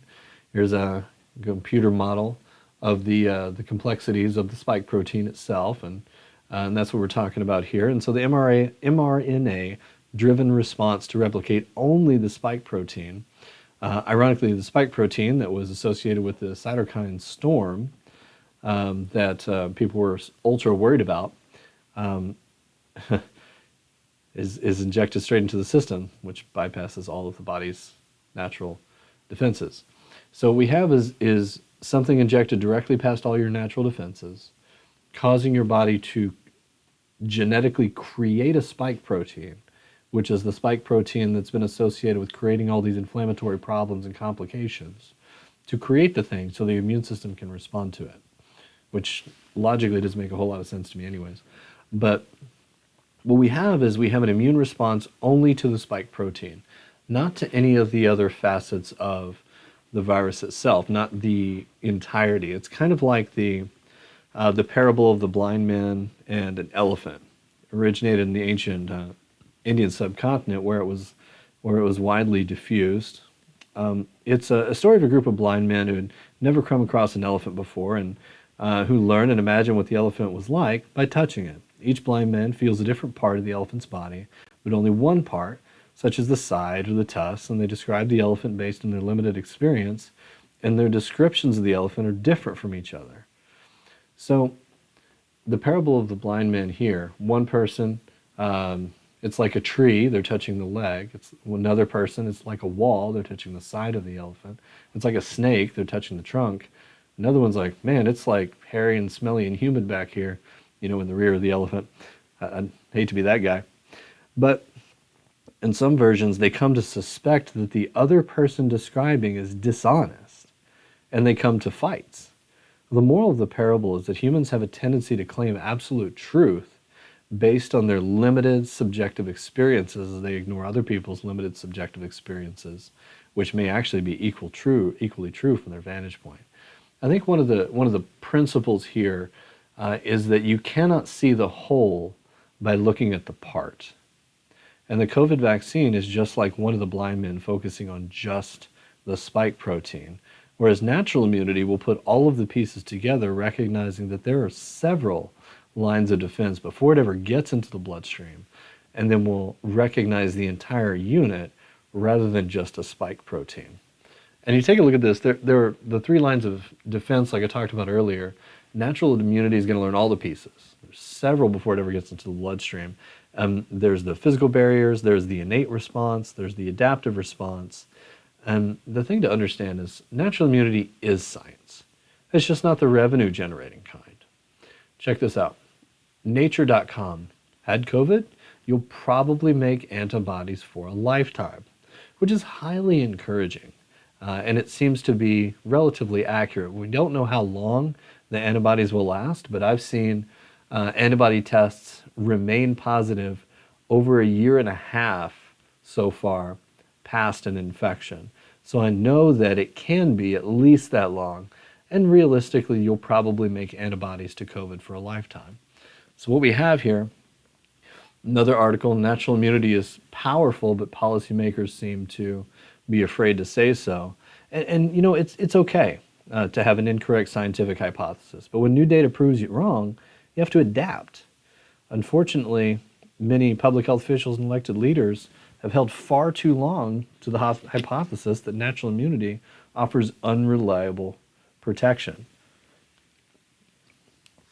It's crazy as we start looking at all of these different studies that are showing that natural immunity is literally better, at least as good. There's some exposure. Pfizer scientists, your antibodies are probably better than the vaccination. Another Pfizer scientist, when somebody is naturally immune, like they got COVID, they probably have more antibodies against the virus. After you get the virus, you just start producing antibodies against multiple pieces of the virus, which makes it sounds a lot like what I was just describing versus just the spike proteins. Your antibodies are probably better at that point than COVID vaccination. There's another one. Senior associate, you're protected for longer if you have natural COVID antibodies compared to the COVID vaccine. Of course, one guy said he works for an evil corporation. That's his thoughts on it. If you have COVID antibodies built up, you should be able to prove that you have those built up. Let's look at a clip from Rand Paul talking about some of the study with some others in Congress. With an Israeli study that had 2.5 million patients and found that the vaccinated group was actually 7 times more likely to get infected with COVID than the people who had gotten COVID naturally? Senator, I'd have to get back to you on that one. I'm not familiar with that study. Well, you think you might want to be if you're going to travel the country insulting the millions of Americans, including NBA star Jonathan Isaac, who have had COVID, recovered, look at a study with 2.5 million people and say, well, you know what? It looks like my immunity is as good as a vaccine or not. And in a free country, maybe I ought to be able to make that decision. Instead, you've chosen to travel the country calling people like Jonathan Isaac and others, myself included, flat earthers.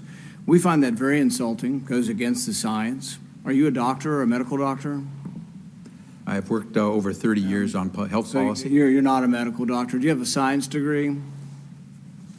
And yet you travel the country calling people flat earthers who have had COVID, looked at studies of millions of people, and made their own personal decision that their immunity they naturally acquired is sufficient. But you presume somehow to tell over 100 million Americans who have survived COVID that we have no right to determine our own medical care. You alone are on high, and you've made these decisions, a lawyer with no scientific background, no medical degree. This is an arrogance coupled with an authoritarianism that is unseemly and un-American. You, sir, are the one ignoring the science. The vast preponderance of scientific studies, dozens and dozens, show robust, long-lasting immunity after COVID infection. Even the CDC does not recommend measles vaccine if you have measles immunity. The same was true for smallpox. But you ignore history and science to shame the flat earthers, as you call them. You should be ashamed of yourself and apologize to the American people for being dishonest about naturally acquired immunity. So we have here is some of the numbers from the actual, from one of the Israel studies. And so what we have here is a total of number of cases fully vaccinated, the cases unvaccinated. So 15,600 cases vaccinated. We have 3,000 unvaccinated. And so the percentage of cases that were fully vaccinated was literally 86%. And when we have the percentage of population fully vaccinated, it's 84%. So we have literally the highest number of vaccinated individuals compared to any other country that I've seen so far. And we're seeing the highest numbers of infections. And that sounds to me reasonable based on what I was seeing in some of the blood work related to the T cell decline and the waning immunity in general. And so natural infection seems to me the best possible response. So here's more stuff. The triple vaxxed Israel, largest COVID hotspot on earth at the time. And so Harvard epidemiologist says the case for COVID vaccine passports was just demolished, which I think is a big, powerful word here, but that's harsher than I would have probably said it. But he said that people who once had infection were much less likely than vaccinated people to get Delta, develop symptoms from it, or become hospitalized with serious COVID. Put another way, vaccinated individuals are 27 times more likely to get symptomatic COVID infection than those with natural immunity. So to put this into perspective, natural immunity is 27 times better than double vaccinated people, which is at least as good, if not better. And then are there risks? Of course there are. And so what we have now is lots of people that are resisting the mandates. So more and more resisting, and it begs the question why, when a lot of these people are healthcare workers that are against it. So this one guy's like, I'm not anti-vax, I'm anti-mandate. And so there's physician assistants against the mandate. We've got nurses against the mandate. We've got medical doctors against the mandate in a variety of places all over the country. And as vaccine deadlines approach, hospitals fear staffing shortages will occur, and thousands of workers vote to strike amid a staffing shortage because of these mandates. So they apparently, many people are feeling very strongly about not being mandated to get this shot. So you may have seen some of the Southwest Airlines situation where they had to cancel hundreds of flights over a particular weekend. And of course, the conventional news is like, oh, it's the weather. But you go back and look at the weather and it wasn't the weather. Then there's individual reports that suggest that it was related to vaccine mandates. And then now we have evidence that Southwest is actually stopping the mandate. And then now apparently Delta has backed down from their mandate. So we have lots of situations where there are lots of people who are refusing, at risk of losing their job, doing these things. And so it begs the question, why? You know? And so the thing is, here's a study from the Carnegie Mellon University, and so it's not just a random fringe thing, but vaccine hesitancy in the United States by education level. What we found is that literally the highest educated, the PhD level, are the most statistically vaccine hesitant. So vaccine hesitancy is not some fringe conspiratorial thing. It's happening all over the world. It's all over the country, varied professions, the highest percentage among the most educated. So what do they know that some other people don't know? The problem is not that people are uneducated. The problem is that they're educated just enough to believe what they've been taught and not educated enough to question what they've been taught. So we have another study here that says that our natural immunity is at least equivalent, if not better. And there's just more and more and more of these things that keep showing up. A little PSA for you, not all coughs, sniffles, and sneezes are COVID. Let me just be straight. You can cough, you can sniffle, you can sneeze, you could have a sinus issue, you could have allergies, your throat could just be dry because it's cold and somebody turned the heat on and it dried out. I mean, stuff happens. So what are these fevers, coughs, and sniffles? When we think about things, you have an acute viral infection, bacterial infection, fever, coughing, sniffles, vomiting. Are you healthy or are you sick? Most people say sick. But what would happen if you ate a pound of E. coli and you didn't vomit? Okay, that would be really, really bad. You would probably die. So what would happen if you were exposed to the flu and you didn't get a fever? So the thing to understand is that that's a healthy response. You know, we call those symptoms expressing health, not expressing sickness. You aren't sick. Sickness happens when you cannot adapt and your body is so overwhelmed with stresses that your body can't keep up with the adaptation. So what happens when you're sick? Although not pleasant, you get symptoms, right? Because your immune system is reacting. It is responding. A fever is normal. A fever is a common sign of illness, but that's not necessarily a bad thing. Diseases are shortened by letting a fever run its course. Taking fever-reducing drugs can lead to pneumonia or more serious respiratory issues. Coughing and sneezing to clear the airways of harmful irritants and allergy-causing substances, which, while fevers actually fight the virus and bacteria, cough that accompanies acute illness can take a few weeks to resolve. But coughing is good and it brings the mucus up. And so these sniffles, when we have mucus draining things out of our body, that's part of us cleaning out the junk. Fevers cook to kill the bugs. Coughs get stuff out. Sniffles drain and rinse things out. And literally our lymphatic system is built to help us circulate these things and get them out. This is where white blood cells live, is in these nodes, these lymph nodes. This lymphatic system is our in-body plumbing. It's literally the sewer system of our body. And so if you have a swollen lymph node or swollen gland, as most people say, then that's your immune system fighting something off. It's a good thing that your body's fighting. It's not a bad thing that you have a swollen gland. If it gets stuck in the system, that's when you have an issue. You've got swollen lymph nodes and it can't drain from your sinuses or ear or whatever. That's when you get an infection, a bacterial infection, because nothing could drain. And this is where simple things like vitamin C are super helpful, being hydrated super helpful, sweating is super helpful. But recognize you have an entire plumbing system inside your body to deal with these kinds of things. You have your thymus gland, you have your spleen, you have all this stuff that's related to your immune system that your body literally has naturally. And so think about, here was a study on neti pots and, sinus rinse. You spray some salt water in there or neti pot that thing, which feels gross, but is absolutely helpful to rinse things out. So conclusion here, you are 19 times less likely to be hospitalized than the national rate if you use a saline rinse after a positive PCR test. So in other words, even for COVID, just rinse your sinuses. Very simple. I've been recommending people do this for years for all kinds of things. It's ultra simple. It's ultra cheap. It's probably why you're not hearing commercials about it. So again, coughing can be good for you. It's how you get junk out. So cough suppressants can create all kinds of issues. So you've got the negative effects of the chemistry itself and the side effects of it itself, which can be dizziness, anxiety, nausea, headaches, increased blood pressure, irregular hearts. All these things are just bad for your health in general, but they also stop the one thing your body's trying to do to get the junk out of you. It's like the E. coli analogy. If you have food poisoning, one of the healthiest things you can possibly do is to get it out of you.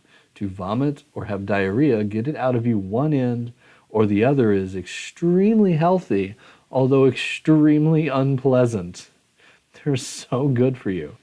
Okay, natural alternatives are using a humidifier or breathing in moist air, taking a shower, steam, stay hydrated, breathe in some essential oils, diffuse those, or like the saline spray, like I said, drain your sinuses, neti pot, all that stuff.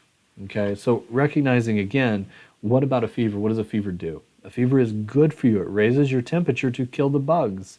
It kills the virus, kills the bacteria, not you. The challenge is we're taught to treat a fever in our society because we're afraid of germs and we're afraid of symptoms. The reality is that the symptoms are part of your solution, that when you have a fever, that you need to keep the fever to shorten the illness. Now, obviously, there are risks of a fever being too high, but it's almost never going to happen that way. So think about on average, flu symptoms last 5.3 days in participants who did not take aspirin versus 8.8 days in people who took anti-fever drugs. Basically, reducing the fever interferes with the body's immune systems to fight off an infection. In order to feel better, you make it last longer. And now, since we have a mask on the situation here, you may get the impression that I don't like wearing masks. That would be a correct perception. I don't like wearing masks. But I'll talk to you a little bit about some of the reasons why we've chosen to live things the way that we are. So, Baby Yoda action here. That feeling when you can't eat your chicken nuggies and chalky milk through your coronavirus mask. Just so sad, poor Baby Yoda. But following the science on masks, I'm sure everybody's reading this is aware there's a major debate regarding the mandates for these things. The pro-mask side likes to self-proclaim that they're evidence-based and following the science, and claim that the anti-science is a bunch of ignorant conspiracy theorists who, for political reasons, are willing to endanger the lives of children. As always, both sides have their share of angry lunatics. The question is, what does the valid evidence from valid data say about masks? We do know that there are detrimental effects of wearing masks, particularly for children. The question is, do the benefits outweigh the risks? A new study out of University of Waterloo examining the effectiveness of masks for preventing COVID has just been published in the Journal of Physics and Fluids. And the first thing anyone reading this needs to understand is that the research has shown that aerosols dispersed by infected people are a source of transmission of the virus that cause. Further, the research shows that these virus-carrying COVID illness transmitting aerosols can spread the disease outside the 6-foot social distancing safe zone. So now, let's look at what this most recent study on masks found. Measurements demonstrate that all tested masks provide protection in the immediate vicinity of the host, primarily through the redirection and direction of expiratory momentum. All this means is that masks prevent direct outward flow of the mouth or nose via redirection or reduction of the momentum. So if I wear a mask, I'm unlikely to blow aerosol into the face of a person in my immediate vicinity. I'm just going to blow aerosol into the room where it can infect people, outside my immediate vicinity. This does not mean that there is any valid evidence that reduces COVID transmission or the exhalation of the virus in aerosols into the breathing environment in a room. However, leakages are observed to result in notable decreases in mask efficacy relative to the ideal filtration efficiency of the mask material. Even in the case of high efficacy masks, such as the N95 mask, the test conducted in the far field, 2-meter distance from the subject, captured significant aerosol buildup in the indoor space over a long duration. The results demonstrate that the apparent exhalation filtration efficiency is significantly lower than the ideal filtration efficiency of the mask material. Nevertheless, high efficiency masks such as the N95 still offer substantially higher apparent filtration efficiencies, which are 60% and 46% for the R95 and KN95 masks respectively, than the more commonly used cloth, 10%, and surgical masks, 12%, and therefore are still the recommended. Choice in mitigating airborne disease transmission indoors. Read the above again carefully. Think about that. When the study shows that the surgical masks only filter out about 12% of aerosols and cloth masks only filter out about 10%, remember the vast majority of masks worn outside of hospitals are surgical and cloth masks, which allow 90% of aerosols into the breathing environment of others. They also, of course, only filter about 10% of the aerosols being inhaled by the mask wearer. Even if you wear an N95 mask, only about half of the aerosols are being filtered. It's exactly why all the evidence from valid studies looking at whether masks prevent illness or transmission conclude that masks have virtually zero benefit. Further, this study, like the one published in May 21 by the CDC, indicates that masks are less effective than opening a window. I'll read some of that. The results also suggest that while higher ventilation capacities are required to fully mitigate aerosol buildup, even relatively low air change rates lead to lower aerosol buildup compared to the best performing mask in an unventilated space. Here's a quote from the May study published by the CDC and posted on the CDC website as part of their morbidity and mortality weekly report. Ventilation strategies associated with lower school incidence included methods to dilute airborne particles alone by opening windows, opening doors, or using fans, 35% lower incidence, or in combination with methods filter airborne particles with high efficiency particulate absorbing, so HEPA filtration with or without purification, with ultraviolet germicidal irradiation, 48% lower incidence. We have here, fact is that all the science, quotes, showing effectiveness of masks is from modeling studies looking at exhalation flow, not valid studies looking at actual reduced transmission of COVID. The only valid studies looking at whether masks can reduce actual transmission of respiratory-like flu illnesses show zero benefit. From the Cochrane database of systematic reviews in 2020, there's low certainty evidence from 9 trials with 3,507 participants that wearing a mask, medical or surgical, may make little or no difference to the outcome of influenza-like illness compared to not wearing a mask. There's moderate certainty evidence that wearing a mask, medical or surgical, probably makes little or no difference to the outcome of laboratory-confirmed influenza compared to not wearing a mask.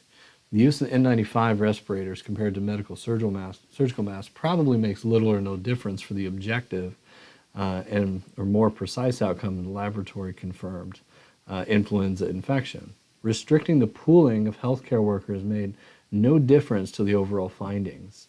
Personally, I have no issue with someone choosing to wear a mask. My issue is with the information that leads to the visceral hatred of people who don't want their children to be mandated to wear a mask, based on the false belief that this represents a greater risk to others. Let's make policy decisions based on valid science. Let's debate the merits of policy decisions by debating the science. Most of all, let's never accept the unscientific, unethical, immoral, and dangerous stance that it's wrong to engage in evidence-based critique of public health policy. When someone's saying, follow the science, or I follow the science, how many studies have they actually read, or if any, how many were they able to critique based on an understanding of the research methodology in order to determine if they were valid or made valid conclusions? And I think that's one of the biggest distinctions between the typical master's degree level versus PhD level, is you can read a piece of research and be able to scrutinize the methods that they actually used so that you can understand the conclusions and are there limitations to their conclusions based on how they built the study, not just science says because study conclusion says related stuff. So I don't like masks much, but by all means, wear one if you want to wear one. I think that everyone is empowered to live a healthy life naturally. This is kind of the thing that we believe to spend the most time on, energy on, and focus on. We believe that the body is self-healing and self-regulating. We believe that the body is designed intelligently to adapt to its environment. We believe that the power that made the body heals the body, and the body needs no help, just no interference. I believe in body sovereignty. I believe that you should have the choice what's injected into you and into your family. So I believe in making the choices for your family that you see best fit. And so when we think about that, I want to take a moment and have a little bit of a heart-to-heart conversation with everybody on here who's willing to listen. That the reality is that a lot of this information can be controversial, a lot of it can be inflammatory, and a lot of the things that are being told to us are often seen from varying levels of regard and trust. And what we may be hearing from our own sources are in contradiction with other sources from what people would consider experts. I think the reality is that different experts are having different opinions, and on many of these conversations are radically opposite of one another. And so I think one of the big things to have in these conversations is a willingness to listen, to be slow to speak, quick to listen. And regardless of what your thoughts are on the lockdowns or vaccines or masks or good, bad, or indifferent, so far what we're seeing is that none of the processes that we've done have completely eliminated the virus, and likely never will, according to the World Health Organization scientists that spoke out about this. And I mentioned that in a talk. But what do you do then with somebody who believes differently than you? I mean, the Bible calls us to speak truth in love, right? Otherwise, you sound like a clanging cymbal. You could imagine, like in the 80s, they had this monkey that would open his mouth and clap the little cymbals and clang and clang and clang, although goofy looking, a little creepy looking as I look back. But you could imagine just a cymbal crashing by your head. That's literally what you sound like if you're speaking truth. Or what you believe to be true, but you're not speaking with any level of love or compassion. And so I would encourage you to, as you're having conversations with people, especially on these difficult subjects, to speak with grace and speak with compassion. And I hope that I've done that in this conversation. I hope that you hear that and know that that's my intention.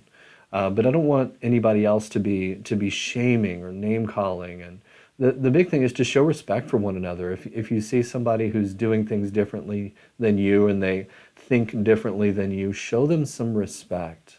that they have made that decision on their own for themselves and for their family. No bullying. And by the way, we will not tolerate bullying in the office, one side or the other. And the other thing we want to think about is how do we show compassion to others related to the virus? And one of the things that we may not realize is that it's not compassionate to avoid people or to isolate from them. It's actually more compassionate to do the best that you can to build up your own immunity. Believe it or not, that taking care of yourself is one of the greatest things that you can do to have a compassion of others. Because if you reduce your own risk of infection through building your own immunity, you're going to reduce your capability of producing a virus and spreading a virus and any of that, simply because your body is stronger than the virus.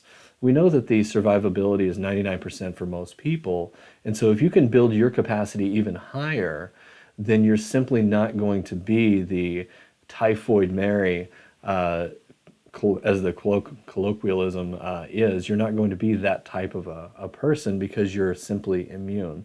One of the cool things about natural immunity is that it is not only possible, but it creates the literal best result you can possibly get. Think about having immunity from other things. Kind of like when you're immune to chickenpox, you literally never get chickenpox again, no matter who you're around. It's that same type of thinking. If you build your health so strong that you literally can't seem to get sick, that's what we want. That's one of the biggest things that we can do. And even with COVID, natural immunity is not only possible, it's a reality. It's awesome. It's long-term, very robust, and it outperforms anything else that you can do based on the data. And so the reality is you can actually do things to facilitate your capacity to resist. You can boost your immune system and you prevent spreading something, because you cannot spread what your body is not fighting. In other words, you cannot spread a disease you don't have. And you can't control what someone else believes or what someone else does for your health, but the point is that you can control your own choices and you can control what you do. And based on what you believe to be accurate in these things, make the choices that you can, that you believe are best. And really the one thing from a 5 Essentials and a Max Living perspective, the one thing guaranteed to save lives is to get healthier. And man, it's hard to make some lifestyle changes. When we start talking about nutrition, we start talking about changing our mind, which, believe me, I have changed my mind about so many aspects of natural health over the years as I've been forced to lead where the evidence goes, that my mindset has had to shift in several places. And so I would encourage you that despite the resistance internally that you might have because of what's called cognitive dissonance, that you would be willing to look at what you're currently thinking and what you're currently doing, look at its actual results, and be willing to move if it seems like you should. So there are some things I have a greater conviction for in life because the evidence has continued to ground me in it.